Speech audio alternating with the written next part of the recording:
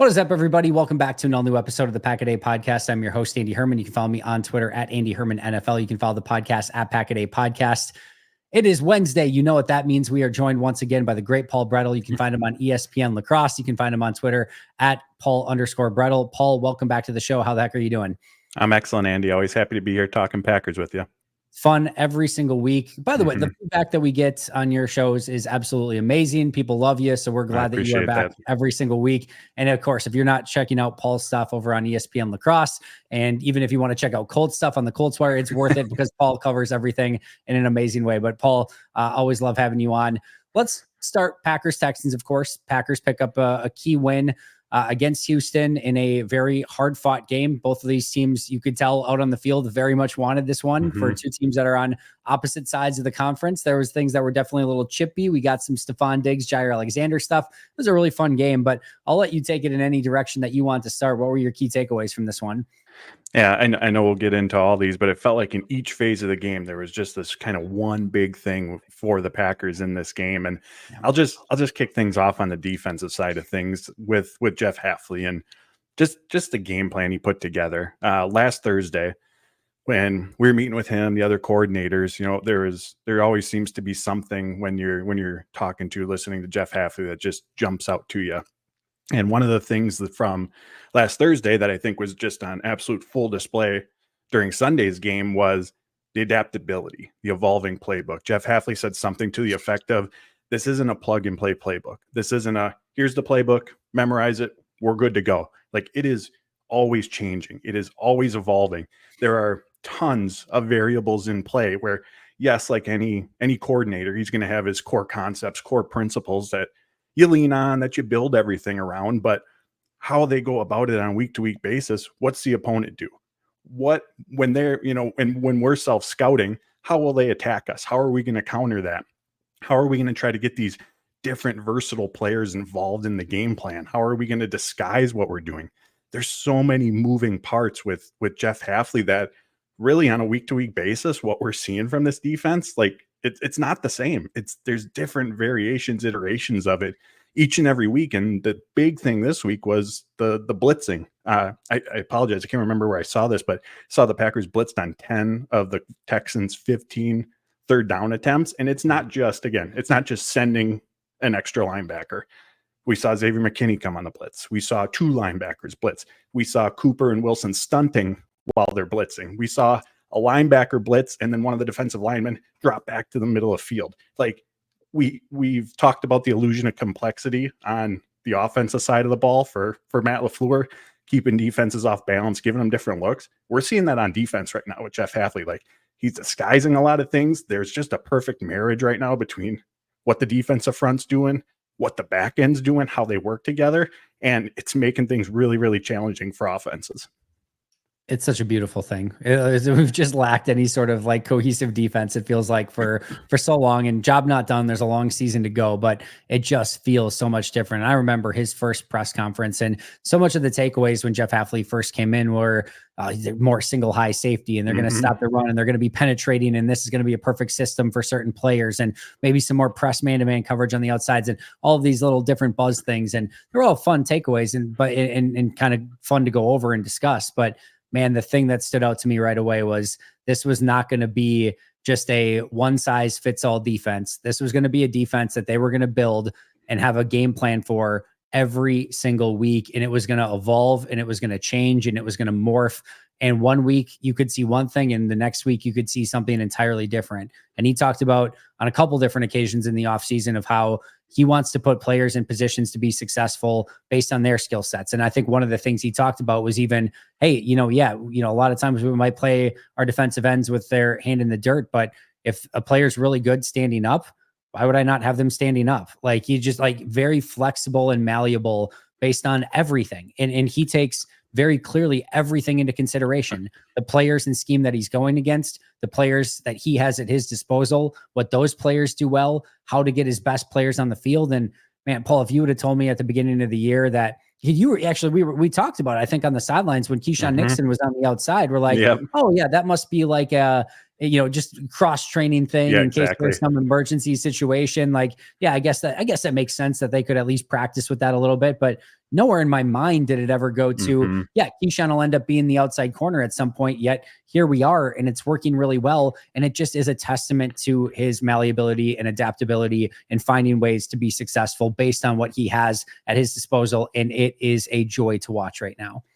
Yeah, shameless plug. ESPN Lacrosse, sports lead 3 to 6 Monday to Friday with John Papadopoulos. Andy's on there as well. But I was doing that show on Monday now, and one of the questions John had asked me was something along the lines of, obviously it's not like Hafley was this high profile, defensive coordinator hire that was out there and everyone was trying to pursue Jeff Hafley to get him on their team. So the question John asked was, what about him has gotten that maybe flew under the radar, and again, he had a head coaching job, not that he was being pursued heavily because of that, but what's helped him get this defense to that point? What qualities about him? And we just spent time talking about the scheme, the X's and O's, the playbook. The thing that jumps out the most to me with Hafley in terms of getting what he is out of this group right now is he is so much players focused. There's that old saying, X's and O's and Jimmys and Joes. Jeff Hafley's about the Jimmys and Joes. And again, the X's and O's absolutely matter, but he's talked about this. He knows the individual goals that each of his defensive players have. He wants them all to accomplish that. He understands the strengths of each of those players. What do they do really well? And how can I put them in positions to maximize that? I forget who said it. It was one of the players at the start of training camp. But during OTAs, the off-season programs, he had said Jeff Hafley wasn't doing like a ton of coaching and practice, right? He was observing. Jeff Hafley during those off-season programs, he was learning. He's trying to watch in real time as these practices are unfolding. All right, what does Quay Walker do really well? What does Keyshawn Nixon do really well? And he's obviously figured out, that recipe. And now knowing those skill sets with his ability, his willingness to adapt, to evolve the playbook, we're seeing these players in tons of different positions. We're seeing them play that fast, physical brand of football that we heard so much about. But you can't do that if you don't fully grasp what your responsibility is, if you don't fully grasp what the responsibility of the player next to you is. So I think a lot of the success, again, we'll focus on the X's and O's, but I think it goes back to the relationships he's developed, his understanding of his players, where they're at their best, and then, of course, putting them in the positions to maximize that. Yeah, and I just love how, again, the adaptable word, the malleable word, whatever we want to call it. I don't know if you were there the day where Hafley came over and coached the cornerbacks. Yes. And we're like right around the sideline. We could hear everything he's doing. And it was just awesome just to see him teach and having that teaching ability, which is something that Matt LaFleur has talked about a ton of how important it is for their coaches on all levels, coordinators, coaches, everyone, to have the ability to teach the players. But the one that stood out to me was this. So on this specific day, for those listening, they are working on press man coverage. So they're working on the different techniques of working in press man coverage. And so Hafley comes over and acts as the defensive backs coach for the day. And he's kind of teaching them what he wants to see on specific plays. So there's a specific way that he wants them. And obviously I'm paraphrasing all of this to some extent, but there's a specific way that he wants them to jam and release at the line of scrimmage. And so they do it, and everyone's doing it. And then Jair does it. And you could tell that Jair didn't really quite feel right. So Hafley pulls Jair aside and he's like, and he kind of asks like what Jair is doing and what he basically came down to is like, Jair, he's like, we're teaching this a specific way because not everyone can move the way that you do. And he's like, and he's basically like, what you are doing when you do this is what we're ultimately trying to accomplish.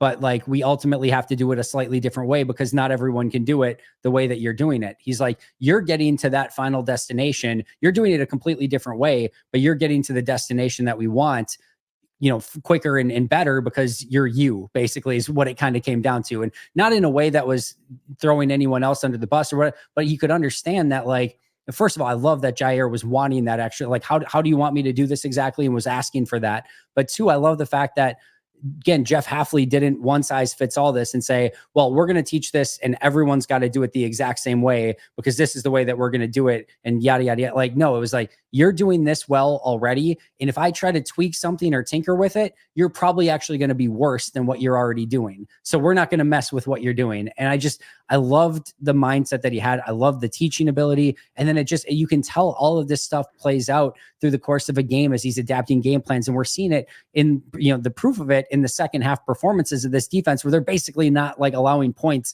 in the second half over these course of the last 5 weeks. So he is a very fun coordinator to watch. And you can tell there's a lot of Matt LaFleur in his adaptability and teaching ability, what Matt does on the offensive side and some of the illusion stuff. There's a lot of that's going on with Jeff Hafley now on the defensive side as well. Yeah, I forgot about that with the cornerbacks and on the sled there. But out of all the 2-minute drills, the 11-on-11, the joint practice with the Ravens, like that 10-ish minutes, that was easily a top 3 moment of training camp for me. Like it was. Matt LaFleur talked about Hafley's experience in the NFL was, he came up cutting his teeth working in the secondary with the defensive backs. And that was, that was an important trait for LaFleur as part of the hiring process. And you could tell when he's working with the cornerbacks, like he's just in his wheelhouse right now in terms of the teaching, the technique, the footwork. Every single element of it was so detailed. And if one of those players didn't do it exactly how it was supposed to be done, get back in, you go before the next person, because you're going to do this right before we move on. Yeah, it's so fun to watch. I'm right there with you. It was one of the best parts of training camp. And I was just a sponge, just sitting there, just like, oh, this is amazing, just soaking in every moment of it. But I know you also, Ro, will go to the offensive side about Jordan Love's superpower. And I know Matt kind of talked about this in his post-game presser, but that final drive really displayed what some of the traits are that make Jordan so special. Yeah, LaFleur called his resiliency his superpower. And that's not the first time that LaFleur has referenced Love's resiliency, speaking to just whether he's throwing 5 touchdowns, whether he's throwing 5 picks. Like Jordan Love is in the moment. He's just focused on what the task at hand is. And while it sounds easy to do, obviously it's not, to not let what, the first almost 4 quarters of the game, which was up and down for this team, to not affect your play, just to go out there like it's a brand new series and take advantage of the situation. And I think obviously outside of the outcome where he led them into field goal range, I think one of the areas of growth in that specific situation that was on display for Love that I mentioned in the article was you didn't necessarily see him, like he was comfortable taking what was there. And again, go back to the NFC Championship game with the 49ers, the roll into the right, the throw across his body, interception. I think it was like the Denver game, maybe the Steelers game, if I'm remembering correctly. Like in those kind of final minutes, there were some interceptions in there. And again, situation matters. You need a field goal versus in some of those instances, you need a touchdown again. And I want to make sure that it's clear that yes, those are different. But where I'm going with this is you saw someone, a more inexperienced player at that time, who's just trying to make a play. And you love that, but you're forcing the ball in those situations. Whereas Sunday, again, there were some chances that he took trying to push the ball downfield, but he finished the drive, I think 5 for 8. And it was completions of like 6 yards, 8 yards, 12 yards, 13 yards, like quick, the out to Crafts, a couple slants, like just taking what was there. So again, the fact that they finished the drive out, obviously that's what matters most. They got in field goal range, but it's how they did it. And I think that showed a lot of growth in terms of Love and just his development. And I know he's in, is it year 5? He's in year 5 now in the NFL. Second as being the starter. But in terms of just the grand scheme of the NFL, in terms of experience at the quarterback position, still a young player. Like he is still very much learning. And Matt LaFleur even said last week in regards to the conversation around the interceptions, pushing the ball versus taking the checkdowns, like even LaFleur even said, like, there's still a learning process that's taking place right now in terms of when to try to take those chances versus when to just take what's available. And in a crucial moment in a game that things weren't going all that great, he responded by just taking what was there, marching them down the field, and extremely valuable. Yeah, big time. And I thought you saw growth from Jordan in that exact way of just, again, taking what was there, not trying to do too much. There's a couple plays, right? There's the first play where I don't think he entirely sees the linebacker underneath and it gets tipped, and then Dobbs tipped it and the safety tips it. And you're like, oh, that was a little bit risky. There's the throw to Dontavian Wicks down the field on the final drive where going back and watching in real time and then rewatching again, like Wicks is open and I think he's a tick late to it. And then he's got to throw off his back foot because he's pressured. I look to see like, could he have maybe stepped into it? Like maybe, but I can understand again, based on the pressure, why he didn't. I don't mind the decision because again, Wicks was open and that's a potential game-winning touchdown right there. But like overall, he stayed within the offense and took what was there and made some big time completions to get Green Bay down in field goal range. And I think, just getting that game-winning drive, I think was important and just settling into it. And to your point, the superpowers is resiliency. Is the superpowers also is just steady, calm demeanor. And despite throwing 2 interceptions in this game and maybe making a couple mistakes here and there, just never a doubt. And it felt like you could almost like there was a tangible feel going into that final drive of, all right, they're confident that they're going to go down and score points and get that game-winning field goal. And I think the bigger question everyone was asking was not, will they get into field goal range? It was more, will they make the field goal once they're in field goal range? But it's a credit to Jordan and the offense for driving down there, getting the opportunity, and then of course for McManus for hitting that through the uprights and getting the game-winning field goal. And obviously right now, I mean, Love's 8 interceptions. I think they're the most or tied for the most in football. There's that conversation right now about striking that balance. But if we're gonna point out the interceptions and the decisions, we got to point out the really, really, really good throws like that touchdown to Tucker Kraft. Like that's a part of this equation as well. Yep. And if you want Love to be, take the check down more often, take what's there, to a degree, depending on how often it happens, you're limiting one of the things about him that makes him so special, that makes him such a talented quarterback. And it's that arm talent. Yeah. Again, it goes back, not to say that there aren't coachable moments. There certainly are, but I think a lot of it is more so about the calculus that goes into the decision. If Love's going downfield, I think in most instances, there's a reason for it. There's been some, just feel like a little bit chuck it up there type situations. But for the most part, it's, what's the matchup? What's the coverage doing? And him believing that he can take advantage of what's out there. Now, again, there's the calculus behind that. Does that mean that the decision and thought process is always right? No. Does that mean that there's things that have to get corrected and how he's identifying that stuff? Absolutely.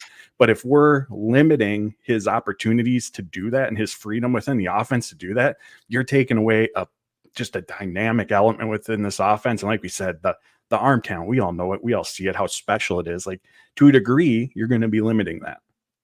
And it's funny because I don't know if you remember, but when Jordan was first starting off, one of the things that Matt made a cognizant effort of and even mentioned it in the media, like, because people would ask, like, what does Jordan need to do? He would say, I just want him to hit his drop and I want him to rip it. Like, I want him to have confidence in throwing the ball and ripping it and putting the ball where it needs to go.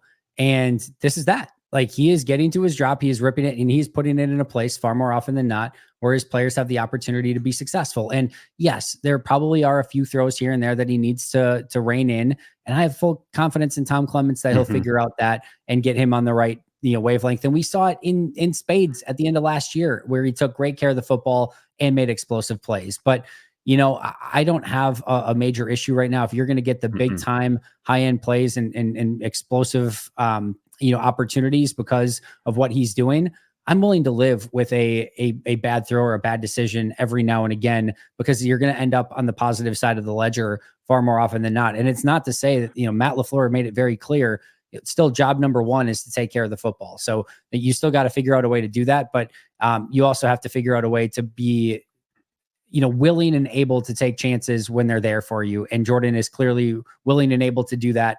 And again, I do think they come out on the positive end of that far more often than not. I even look at a play. I don't know if you remember the Emmanuel Wilson check down on a third down where he gets it out to him and Wilson makes somebody miss.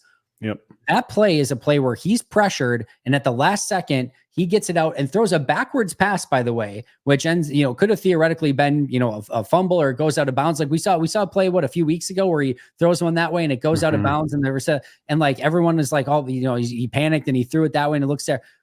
You have to live with some of those because you get some of these where at the last second he gets pressured. He knows where Wilson is. He throws it backwards, but Wilson's right there. Now Wilson's got it one-on-one. He makes a guy miss and he picks up a huge first down. It's not always just the throws down the field, but you have to live with some of that sometimes because the rewards are also huge. And I think for the most part, he's straddling the line well. And there's a couple that he needs to rein in just a little bit, but I have no doubt he'll get there.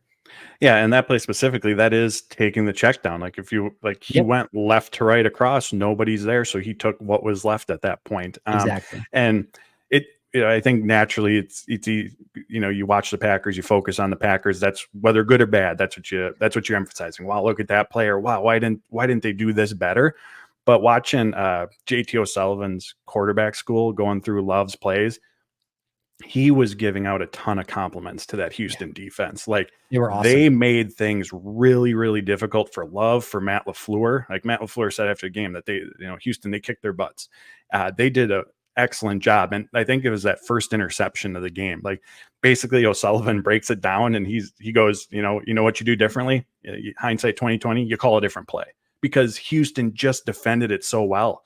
And any of the options that could have gone elsewhere were covered up. So Houston did a really good job of just taking away what the Packers do, stressing that offense. And I think still at the end of the day, glass half full again, 24 points in a game where they are taking stuff away, where you're struggling, where you're frustrated in how things are going. Again, that's a good performance. Yeah, I talked about that exact same thing with Aaron Nagler on Let's Talk Football yesterday, and I was so impressed by this Texans defense, especially missing players. And I hadn't had the opportunity to watch O'Sullivan yet, who's beyond amazing. Anytime you get an opportunity, it's always worthwhile. But I thought they were incredible, and just what they were taking away. Like there are not many coordinators or play callers, coaches, etc., that ever feel like they are even a half tick ahead of Matt LaFleur, and it felt like this Texans defense was a half tick ahead of Matt LaFleur. And Matt LaFleur, it wasn't like for a lack of trying, right? He tried to stretch them horizontally with all the reverses and end arounds, and Houston was ready for all of it. They tried to do play action. They tried to run up the middle. They tried to go deep. They tried to go like, it was just like, no matter what, Houston had a solution for it. And we have not seen that by far and away more often than not against Matt LaFleur. And you could tell, like he said, like, yeah, they kicked our asses in that game, and they did. And to your point, it's the exact same thing I said to Aaron was, if that's the bad game where the other team kicked your ass and you played a really, really good football team and you still put up 24 points and you still had the game-winning touchdown drive and still had two big explosive plays and found a way to if that's the bad game, you're in a very, very, very good spot. And I give them credit for finding a way to win against the Texans defense that was just on one on Sunday. Yeah, we've talked about it on here before. You're not going to have your A+ game every week. So when you don't, are you able to just find a way? Are you able to gut out a win? And Packers did that again, just like you said, a really good team. Yeah, very much so. All right, so I want to talk about this because I think it's always stupid and ridiculous when somebody says so-and-so is a punter and they are a weapon. They are a weapon.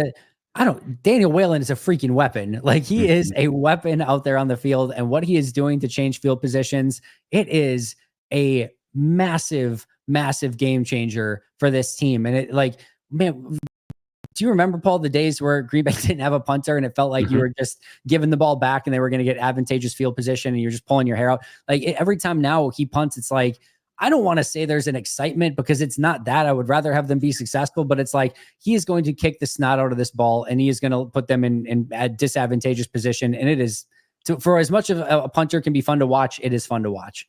Yeah, I mean, 3 straight possessions in that second half where he had a 60+ yard punt just to absolutely flip the field. And in the game of football in general, but especially a close game against a good opponent, like those outlier statistics, like time of possession or field position battle, like that stuff gets enhanced. That stuff gets magnified when you're in a close game like this against a good opponent, and just gave the Packers defense that little extra breathing room, made the Texans offense have to drive an extra 20 yards, having to string together maybe 2 extra first downs for what they would have. So those punts alone, I mean, were massive in just the flip in the field, changing the dynamic for the Houston offense and how they play called that series. Just a huge trickle down effect from it. And then of course there's the hold on Matt Orchek's snap on the game winner, low to the left, and he just corralled it and like it was nothing. McManus was completely in rhythm the entire time. Again, it was like it was nothing at that point. And one of the things that I've learned this week with the additional kicker conversation, although we've had a lot of it already this year, is that every kicker wants the ball held on the hold in a different fashion. And Whalen said that with McManus, just being the veteran that he is, he knows what he wants. And so he's a bit picky about it. But what was interesting was whether they're on the left hash, whether they're on the right hash, like there's different leans that, Whalen has to do with the ball on the hold, things like that, like things you don't even think about. And Nope. obviously they practiced it all week. Whalen talked about them doing film work with Rich Bisaccia on the snap, on the hold. And then Whalen said after the game that he would go home at night and in his living room, he'd sit in the middle of the living room floor and just do the hold, left hash hold, right hash hold, center hold, just to drill it in over and over and over again. And I remember last year, so Whalen's first year with the Packers, and obviously they had Anders Carlson at that time. And one of the, as really before we got into training camp, but one of the reasons I was kind of skeptical of like, are they going to keep the rookie punter with the rookie kicker, was because of the holding aspect of it. Remember, you have Pat O'Donnell. And my thought going in was, all right, you have the veteran punter who's been through this, to a degree that hopefully provides maybe a little extra stability with the rookie kicker where, all right, we don't have to worry about the hold component because we got this guy who's done a million times going to be good to go. But behind the scenes, and Whalen was talking about this after the game as well, when they're in like the hotel for training camp early on, him and Broughton Hatcher, remember, he was a long snapper here for part of the summer in 2023. They're doing like 100 snaps a night in the hotel hallway. Hatcher's snapping it to Whalen. He's getting the hold down, boom, throw it back over and over and over again. And so it's that behind the scenes work. And Whalen, he goes, I guess it paid off. It certainly did, but just really, really interesting because we see the result, right? We see the ball go through the uprights, but just all the nuances, the additional work, like anything in football, but a part of the game that we don't talk about a lot that obviously was a huge impact in this game. And on a snap that wasn't all that great, Whalen just handled it with ease. Yeah, the details on that stuff is insanely important. It's why a lot of times I almost try not to get into too much of the minutia on special teams because there's so much of that stuff of like the angle of the snap to the angle of the ball to like everything. And it's just like it has to be a well-oiled machine, and just one little thing is wrong and it may not go the way that you're hoping for. Also give McManus a ton of credit too, of like you said, it wasn't a perfect operation, but he just, it was from Whalen's side of things, but the snap being a ride to begin with, and just figuring out a way, no matter what, I got to find a way to get this through the uprights. And we haven't exactly seen that from some of the younger kickers. And McManus found a way to do it in a very clutch moment. And it added an extra win to the win column for Green Bay, which could be very important, especially in the loaded NFC North division that they are in. Just jumping back to defense for just a moment, because I'm bad at my job. Rashan Gary, it felt like he was a little bit more set free this week. And it felt like Jeff Hafley really found some advantageous ways to utilize him as a pass rusher. It was interesting a couple weeks ago. Hafley was asked about Rashan Gary, and he basically said, we need more from Rashan Gary, but Rashan Gary needs more from us as well, basically indicating we've got to put him in better positions to be successful. At the time, he was the third most chipped defensive end in all of football, which was not allowing him to get a lot of momentum. And it felt like they figured out some things in this game to kind of get him going. Yeah, I think it was on the Texans' opening possession after that interception. I can't remember for a second or third down, but you have Gary standing up over the center, almost like a blitzing linebacker, and coming up the middle, getting the pressure. And by PFS numbers, this was easily Gary's most productive game. He had 6 pressures. I think his previous season high was 3, had the sack. So obviously what they did worked. And I love you that you brought up that what Hafley had mentioned, because yes, we talk about Gary needing to do more, but Hafley taking the ownership of it. All right, what do we got to do to put him in a position? Again, knowing your players, understanding their strengths, how they can fit within your defense, and just finding ways to let him get after the quarterback, to have a one-on-one matchup, to put him in those positions where he can be successful. So again, going back to just the adaptability, the evolving, just excellent to see. And now that, the next step's going to be, and I think LaFleur alluded to this a little bit on Monday, is all right, because you put this on tape now, right? So now there's less for opposing offenses, maybe less of the element of surprise, right? If you see Rashan Gary in a different part of the field. So how do they respond to it? How do opponents now game plan for that, prepare for it? And what do you do moving forward, again, to continue to help Rashan Gary be in those positions to be successful? Yeah, I think that's going to be the interesting part as well. But overall, liked how they schemed him up, and I thought this is a real step in the right direction. And it also it felt like Rashan maybe just needed to get that layup in and maybe get him going a little bit. And sometimes you see the ball go through the net, and you get a little bit maybe of some momentum. So hopefully for Rashan, this was kind of the game that he needed to get kind of back in the swing of things. And hopefully this is just opening the floodgates, and now we're going to see a dominant Rashan Gary for the remainder of the year. Just a couple of quick ones I want to ask you about. Sean Ryan, I don't know how you're feeling about it. I love the way that Sean Ryan is playing football right now. And Jordan Morgan, you can tell, is still going through some of those rookie moments. And you end up in this very interesting situation where it's very clear. And we heard from Steno right before Morgan came back that they clearly want him part of this rotation and getting those snaps because they recognize how talented he is and that they're going to need him probably this year, but in the long term as well. But you also have the situation where, at least in my opinion, Sean Ryan is just very clearly outplaying Jordan Morgan right now. And we kind of saw it in this game where Morgan got those snaps early. And then I don't know if we saw Morgan in the second half, it wasn't much, maybe one drive here, there, but I think he was around like 18 snaps in this game, something like that. Whereas Ryan played a ton more than that.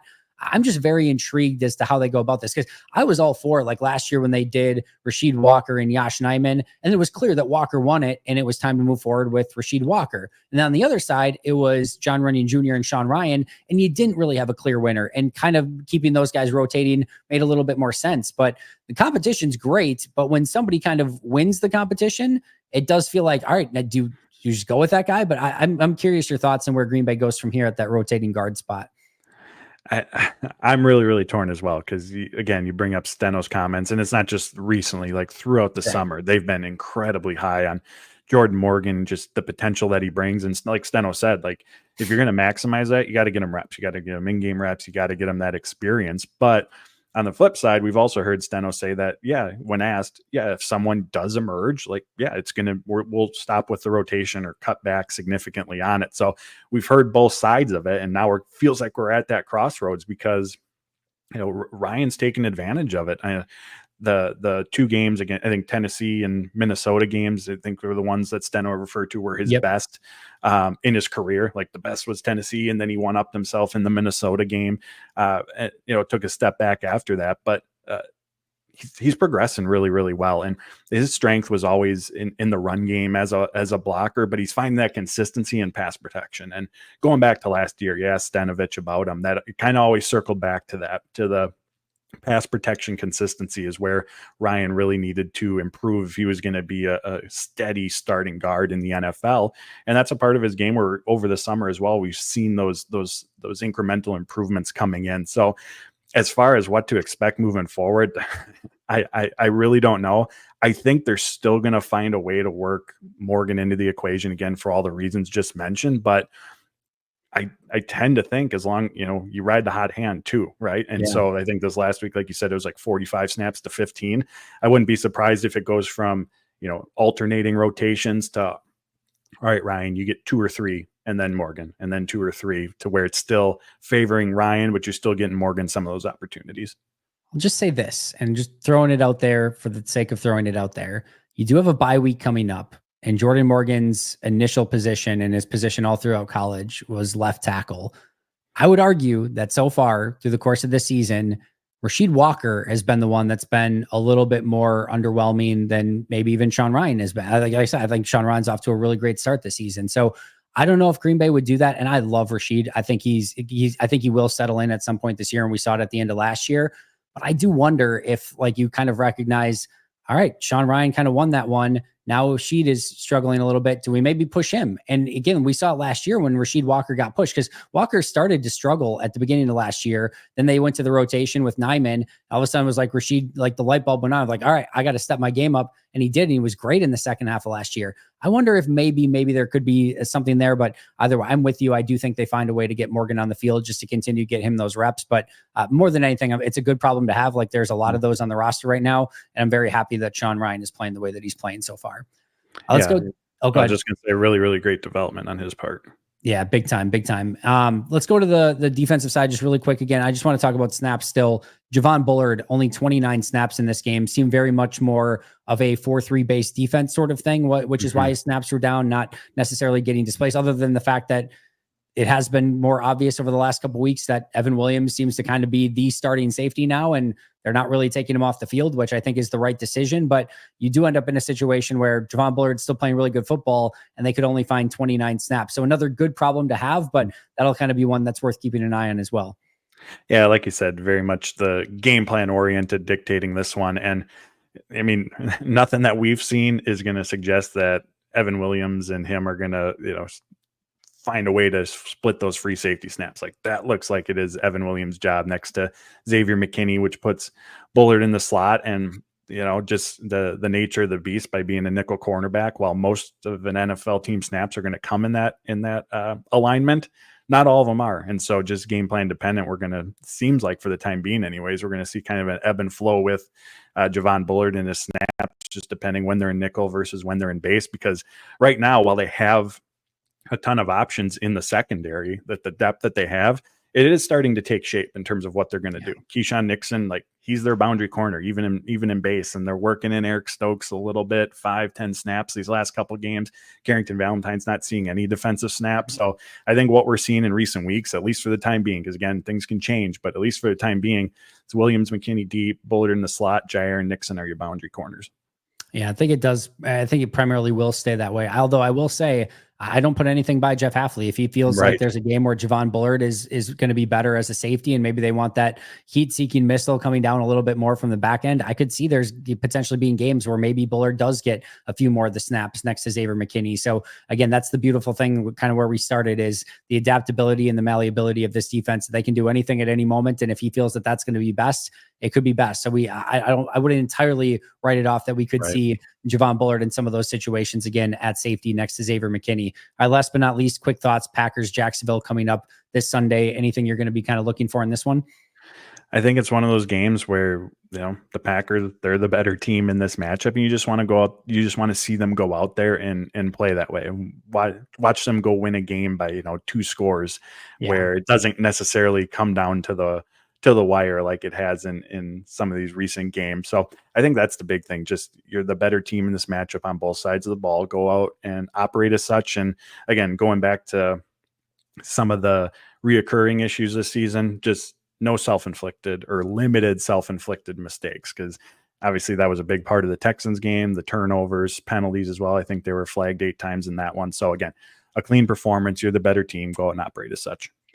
We saw a proof of concept 2 weeks ago of them putting together a full team win against Arizona and what that can look like. We saw proof of concept last week of playing a very good football team and coming away with a win, because their other wins were fine, but they weren't obviously anything like no Houston Texans type wins. They got a win against a good team last week. What I would love to see is, we know how dynamic and explosive this offense was. I was watching the Ravens last night. It's a totally different style of offense, of course, and Lamar Jackson pretty good at quarterback, but they just went right through Tampa Bay's defense and put up 40-some points. And I kind of want to see, and I'm not saying it has to happen this week, and I'm not saying they need to consistently put up 40 points or anything like that, but I want to see now proof of concept of exactly what this offense can be when you got like the fully operational Death Star, when everything's going right and you limit those self-inflicted wounds. Maybe make sure that you got that one flaw in the Death Star, taken care of, so that they can't blow it up with the tiny fighter. But I digress. If they can have that one game where, all right, offense is cooking, I want to see what that looks like. And maybe it comes this week, maybe it's later in the year, maybe it's when they need it most. But I'd like to see this offense put that game plan together that really shows we are here, we are ready, and you're going to have to, bring everything you got to stop us, because this is what we can do at any given moment. I would love to see that be the case this week against Jacksonville. Yeah, absolutely. It's been the stretches. We've seen the stretches, but get the 4 quarters of that. Yeah, show me it. I want to see that 40-point performance, Packers offense. Give it to me. I need it like I need oxygen. All right, Paul, you're the absolute best. Tell us all about ESPN Lacrosse and where we can find you on social media. I appreciate it, Andy. Check out all my work, espnlacrosse.com. What we started this episode with, talking about Jeff Hafley, have an article up there. I think there's a lot of great quotes in there from Hafley, from LaFleur, on what he's seen on Hafley. So check that out. Follow me on Twitter at Paul_Bretl. Yeah, give him a follow again at Paul_Bretl. You can find me at Andy Herman NFL. You can find the podcast at Pack a Day Podcast. Go check out all of his work. And of course, we'll be back here 365 days a year. So make sure not to miss anything. We will see you all very soon. But until next time, and as always, go Pack Go.